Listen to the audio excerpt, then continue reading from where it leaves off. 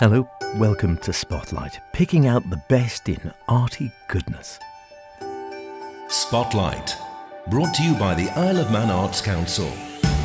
This evening, now that she's come back down to the ground from her festival fun and swapped a beer for tea, we catch up with the latest Manx Bard, Jordanne Kennaugh, to hear her bardic thoughts and a poem, of course. It's almost Panto time. Yes, it is. Oh no, stop it. It is Panto time. We'll hear a little from director Steve Polframan and a lot from Sarah the cook, and a challenge for European Folk Day. Remember, do get in touch with any creative artistic endeavours you might be involved in, planning, hoping to create, or really want to put in that spotlight. Poetic, theatrical, musical, literary, ceramic, sculpture, drag, film, mime, social media, punk, all the rest. Email Manx Radio or spotlight at manxradio.com to be exact. Or Howard Kane with an E at manxradio.com. If you prefer, I don't mind either. I read them both, and it'd be great to hear from you. The more, the merrier, and the broader, more interesting we can make this programme. The new Bard inaugurated a few weeks back now. Amazing how time flies. We heard her shortly after her inauguration. Bearing in mind she was off island when she heard. Still in shock, I think, when she was talking to Philly Gorn. So when she popped into the Spotlight studio, I asked her if she'd come back to Earth yet. Yeah, the shock has worn off now. Needless to say, I was incredibly surprised. When I got the text message, as everyone probably knows by this point, I was at Creamfields Festival when I got the news from Bridge Carter from the Bard Association that I'd won.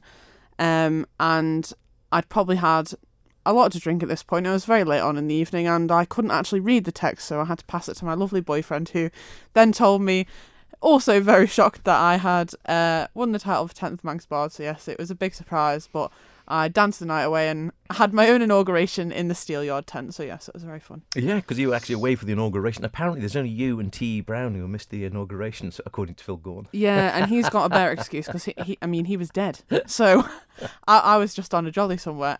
But yeah, if we don't share literary genius in common, at least we share that. So is it an ambition you've had or harboured for a while, or something that was a case of, you know what, I quite like poetry, I'll give it a go? What was your reasoning for going in for it? Well, I've always enjoyed poetry. Since I was a young child, I've always loved words. I've always, you'll catch me doing a crossword, reading a book, writing reports at work, anything to do with words I've always loved. Poetry sort of came to the forefront for me probably when I was in high school, maybe about 13 or 14. And I was blessed to have an absolutely fantastic English literature teacher called Nicola Kennedy. Shout out to Ken Dog if you're listening.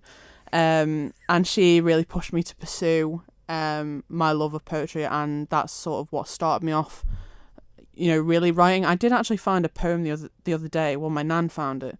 I'd probably written when I was about 8 years old, and it was about a little horse that I dreamed of owning one day.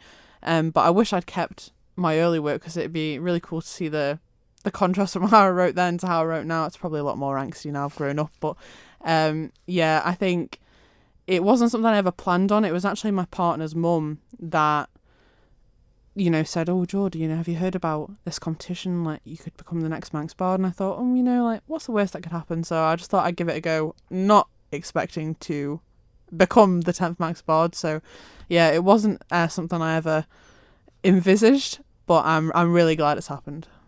And you're mentioning angst there within your writing, and again, I think people come to poetry for very different reasons, again depending on where they are in life, as you suggest there. But are you the sort, do you write from within with things that sort of you feel deeply within or are heartfelt and have your heart on your sleeve, or is it something perhaps you witness or see that you think, I think there's a great poem in there, or none of the above, or all of the above? I think I would say my writing is definitely emotionally motivated a lot of the time. I love to write about scenes that I see that inspire me or move me in some way. And I think poetry is just a really great non-destructive outlet for, feelings that could cause harm if you were to, voice them to the object of your frustrations out loud. So I think, yeah, a lot of it is definitely very heartfelt. I think some of my most powerful work is come from places of, deep feeling on my own part, and they always seem to evoke emotions in others. So I definitely think when someone's written something from the heart due to what they've been feeling at the time, I definitely think you can feel it in the writing. It's very powerful. And are you happy performing? Because that's the other thing with poetry, isn't it? The number of people you meet sometimes and you have a chat with them, and it turns out they are closet poets, if that's the right phrase, where they, oh yeah, I write poetry. But they write it purely for their own amusement, their own satisfaction, their own escape. They never have any intention of publishing it or indeed performing it. They write it rather like a private diary for themselves. I mean, where are you on that scale? Have you always been happy to perform your work, or have you written more for your own satisfaction or release, or again somewhere in between? I definitely think I'd probably fall into the category of closet poet. I mean, a lot of my friends didn't even know that I wrote poetry until I became the Bard, and people were messaging me saying, you've been living a double life, we had no idea. But like I say, it's not something that I mean, I'm always happy to share if someone asks me, we get into the subject, do you write, and do you enjoy poetry? I'd always be happy to share my work. It's not something that I was ever really secretive and unwilling to share, but it's just not something that comes up in a lot of everyday conversations. Are you a poet?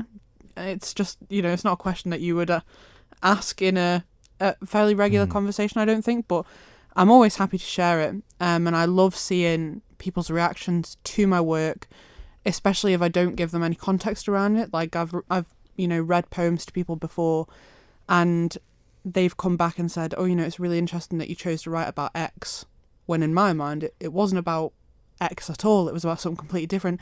So it's great to see how your work is received by different audiences. I think that's really interesting. So yeah, I love sharing my work with people. Well, best of luck. I'm sure it's going to be a fantastic year. I'm sure you'll enjoy it. We look forward to seeing what you get up to, and coming back over the year to Spotlight here to tell us a bit more. We'll hear a monthly poem from you, all things being equal. So let's start as we mean to go on. I see you brought some work with you there. Do you want to choose one for us, or take one at random out of ones there? Whatever you like. We'll go with the first one. Go with the first one that's there. Good plan. And this one actually struck me in the middle of the night when I couldn't sleep, and it's just thoughts I had on a dreary night when the rain kept me awake, and my intrusive thoughts. So this one is called Behind. I look around at the faces I love, the places they are in, and I'm happy for them, but I wish I could shake the feeling I'm being outpaced in the race of life, trying to keep up while I save up, put on makeup to hide the dark circles derived from the to-do list that I recite on a loop in my head at night as I lie there, awake. Mortgages, money, motherhood, master a career in a male-dominated world, maintain a healthy relationship, make love regularly, make time for the old, make effort to try the new, meal preparation, manage my mental health, mull over great philosophical queries and ameliorate oneself. Meanwhile, I attempt to maintain some semblance of sanity. I think, as I sip on my third glass of wine, everything is on fire, but it's fine. Wouldn't mind a glass of wine now, to be honest. I'm sure she's going to be a great success like all her predecessors. And better still, she's a royal family fan. And I mean the TV series with Jim Royal, rather than our royal family with Princess Anne et al. So we've already been swapping Nana stories. What's not to like? Spotlight. Brought to you by the Isle of Man Arts Council. I said time flies. Can you believe 14 weeks today is... That's right, Christmas Day. I know. Give it to the last week of October and the Christmas ads will have already started.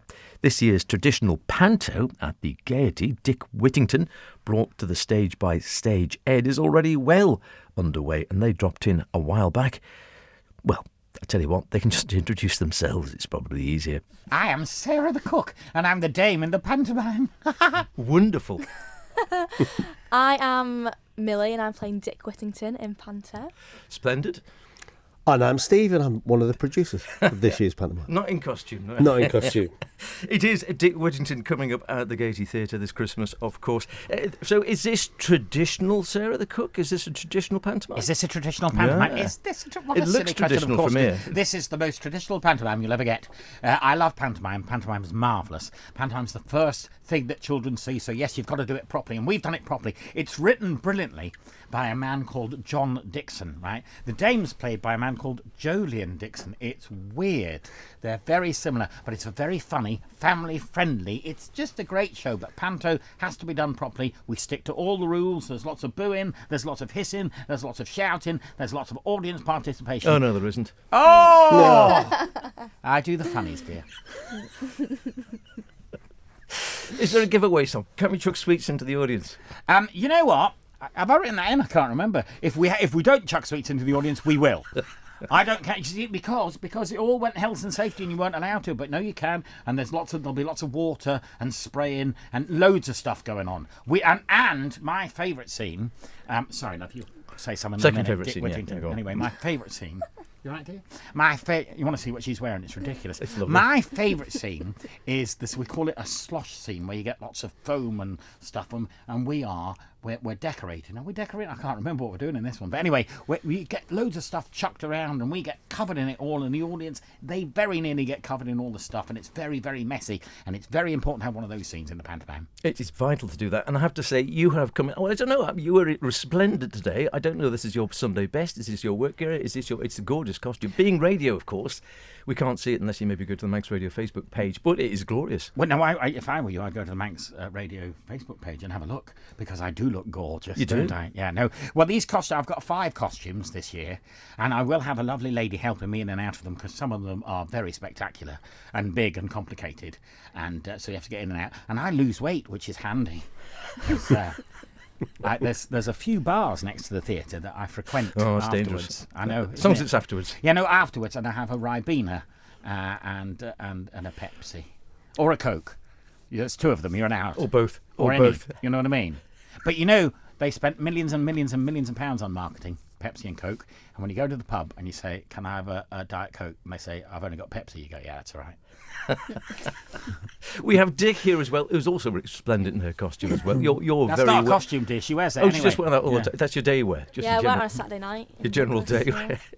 So, how's it been for you then? So you're thoroughly enjoying this, I take it, because there's lots of smiles all around here. It looks like a fantastic family show already, and we're sort of only in September, and it's in the radio, but already looks like you're well into it.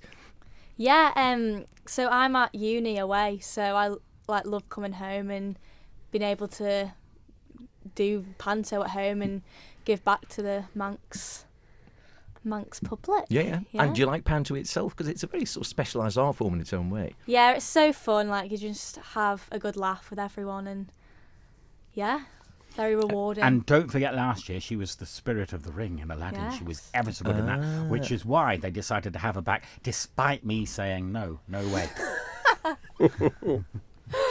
And so what do you actually like playing? Because obviously this is the sort of the main character in many ways. Is this new territory for you, something you're very confident with? I am very nervous, actually. It's my first proper lead role, but I'm looking forward to it. A big challenge. Any solo songs, solo dances, all the above? Yeah, all of the above. So just ready to get started with it. Yeah. And it looks like you've got we've got a few of the crew in here as well, and obviously Sarah will be presumably keeping a watching eye over you. Yes, don't know what Sarah's got in store for me, but I tell you I'm what. sure it'll be full of surprises. I don't know if we should hear this or not. No. You see, on stage we have a lovely time, but off stage last year we all had a riot. We had an absolute riot. So the girls are at one end and the boys are at the other end, and we've got this little corridor, and we're all laughing and joking, and you know, I keep nipping over to the kebab shop in between. And sometimes I'll go to the chip shop and I'll keep my boobs on. And I'll put a big coat on and I'll put my glasses on, my sunglasses on, to hide my makeup. And they think that's quite funny, don't you? But no, we had a lovely time, and it's a lovely, friendly crew. The theatre's lovely. And I'll tell you a secret. I don't come from the Isle of Man. No, I know. But I loved it last year, and I said to Steve Polfrehead, the man over there, He's here, yeah. Lord of the We'll Polf. come to him. That's We'll come what to we him in a call minute. Lord of the Polf. I said to him, I'm coming back whether you like it or not. And he said, all right then. And then I said, I'm coming back next year as well, which I am. We're doing Cinderella next year. Can I mention that? Yeah, go ahead. Yeah, we're doing Cinderella. Oh, no, I've got to tell you something. Do it. I know, Howard, you're looking at me thinking, he never shuts up. No, But listen, I'm all good. I'm we've gonna got get a coffee in a brilliant minute. competition this year. You're not going to believe this. Go on. Unfortunately, I think you might be a bit too old for it. But if you're between 5 and 11 years old, Yeah, that's about me. you have a chance not just to come and see the show, wait for it. Shall we do a drum roll? You could be in the show. Oh, This is come incredible. on. So what we're going to do, we're going to give the details of how to enter in a few weeks' time, but we're just announcing this exclusively on Manx Radio. If you send in your best joke, the best joke you know, your age between 5 and 11. Clean, we obviously, will write, clean joke. Yeah, clean joke, clean joke. The rest of the story's filth, I'm telling you. Clean joke, right? If you send that in, there's a chance that you will end up in a specially written scene in the second half of the show, and beforehand you come and you have a little tea party with me and Dick in backstage with tea and cakes and things, and then we tell you how it's all going to work, and then you become the star of the show. And on that night you bring your mum and dad and your brother as well. So you get 4 tickets. Look at me, I'm just giving stuff away. It's not my Great. job. It's good stuff. You get Good 4 stuff. tickets, you come for a tea, and you're the star of the show. I mean, I had to audition and everything. What's not to like? I mean, you know, I sent in a joke 2 years ago and he said no. What was it? Can't remember. Remember? What's orange and sounds like a parrot? Go on. A carrot. Hey! That's not bad. I thought it was going to be, what did the big chimney say to the little chimney? I don't know. What did the big chimney say to the little chimney? You're too young to smoke. Hey! What? We do have Mr. Palfreyhead here, as he says. It was looking slightly like, oh, why did I bother? Great to see you, Steve. Tell us a bit more about it then. The stage is putting this on, and looks like it's going to be a smash hit already. Yeah, it is. We're sort of still riding high off the back of last year's Aladdin, really. First time we'd sort of produced Panto over here for quite a number of years, and it couldn't have gone any better, really. It was brilliant. It was thanks to these guys who were both in last year's production. It was just such a fun time. Do you know what I mean? As it should be. But you know, it was testament to the whole cast that we put together. But not only that, the whole crew that we had backstage and the staff at the Gaiety were brilliant. So it was a really special Christmas, really. And so, no pressure, guys. There's no pressure, dear. I'm in it. But you're And right, this year, yeah, we it's Dick Whittington, but obviously you know the story of Dick Whittington going to London to find his fame and fortune. But Is it Manxified? it's completely Manx-fied. In fact, it's completely set on the Isle of Man this year. Yeah, we're in for some you fun, see, really. This writer chap, John Dixon, He's Jodie very, Dixon. he's very good, him. He's very good. He decided that Dick wasn't seeking riches in London. He was seeking riches in Laxey, where he hears the streets are paved with gold. Now, I've been to Laxey, and it is a bit la-di-da, to be fair. So we set it there. Yeah, well, it's set in Douglas, and then they go to Laxey, and there's references. We have littered it with Manx references, because when I came over here last time, I spent 5 weeks here, and it's like a holiday, and I loved it, and everybody welcomed me. And then the lady playing the princess drove us all around the island on our day off. So we went to the Point of Ayr. That was cold. And we went everywhere. So we've seen the whole of the island, and now I know all the local references, so I'm thrilled to put them all in, because that's what local pantomime should be about you should be able to understand the jokes. Shouldn't be about London or about Scotland. It should be about the Isle of Man. Absolutely. And that's why we also have lots of lovely local people in it. Brilliant. Because that's important too. Because it's your show. It's not our show. It's your show. So come and enjoy it. Terrific. I believe it starts on the 20th When? of December and runs to the 31st of December. Say that again. 20th of December. To the 31st of December. I tell you what, Dick, do you happen to know, because we've been doing promo all day, I'm just going to test it. Do you happen to know what the box office number is? Oh, that'll be a I test. think it might be 600,555. And what if you 600, don't want to use the 555? 600,555? What do you do? Like, you go to Shout. villagaiety.com. Oh, this is incredible. God, it's like you rehearsed that. Very good. That's unbelievable. Unbelievable.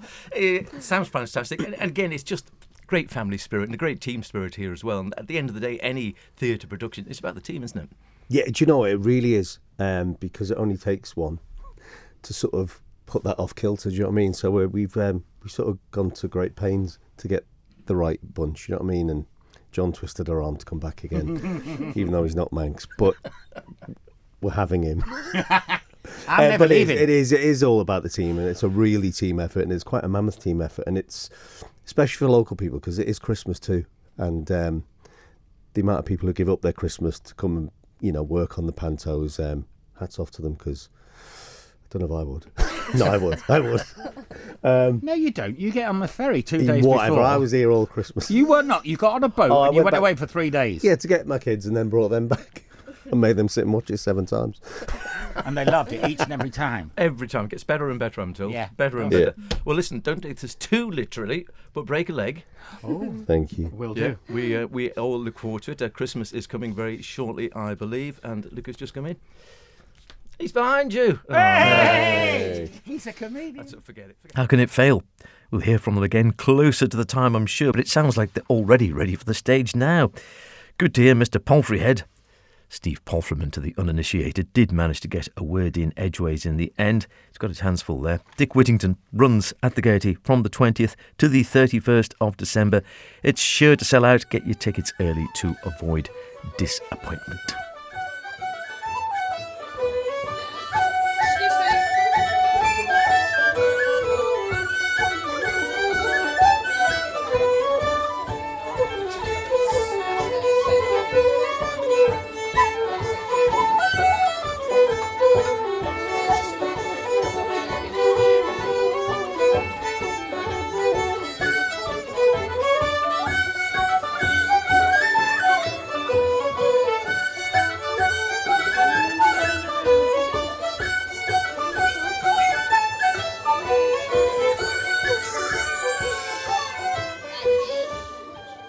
This coming weekend, much closer to home, is the Isle of Man Traditional Music Weekend. You can see all the details of the various gigs and sit-ins and sessions on the Isle of Man Traditional Music on Facebook. It's also European Folk Day, for which there's been something of a special challenge for local musicians, as Dr. Chloe Woolley at Culture Vannon explained to me.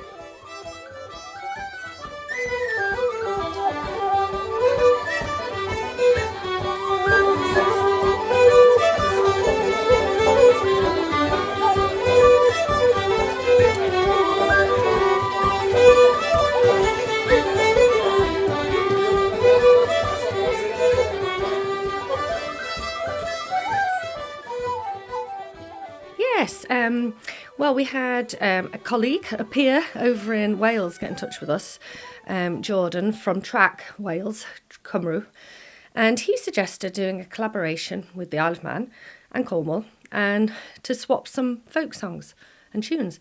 So we had a chat with them over Zoom, As you do. and we came up with the idea of doing this swap, and after a bit of discussion about what's special about our relationship, we thought, well, the sea is an obvious one, and the 200th anniversary of the RNLI, so we thought we'll use the sea as a theme.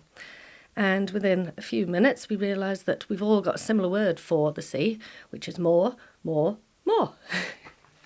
So we're going to launch this very soon, so that people can prepare in advance. And the idea is that Manx musicians might learn a Cornish and a Welsh song, or if they're instrumentalists, they might prefer to learn one of their tunes or both of the tunes, and video themselves or record themselves and release it on the 23rd of September, which is European Folk Day.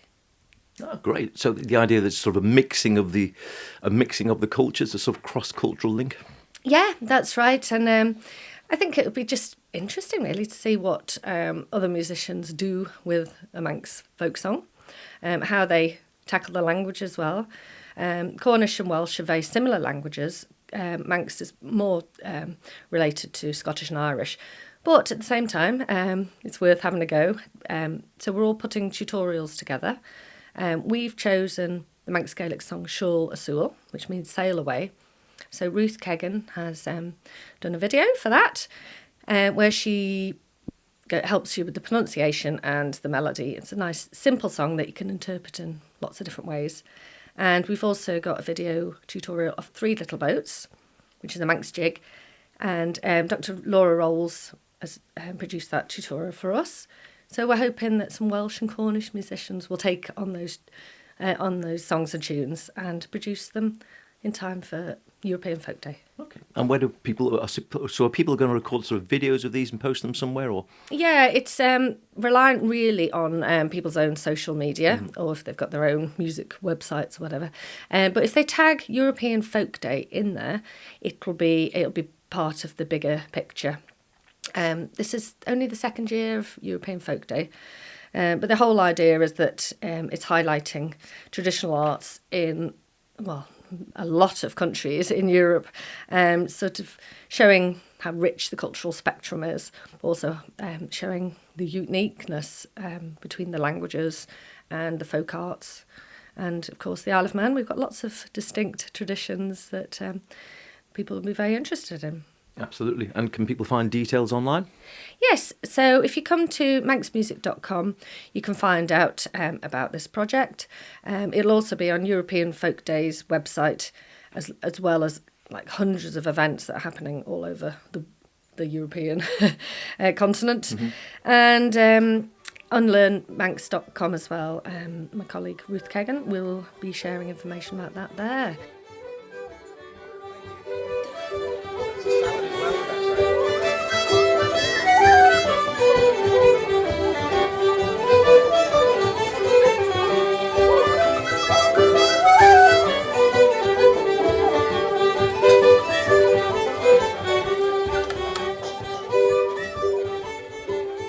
Not much time left if you want to get involved in that.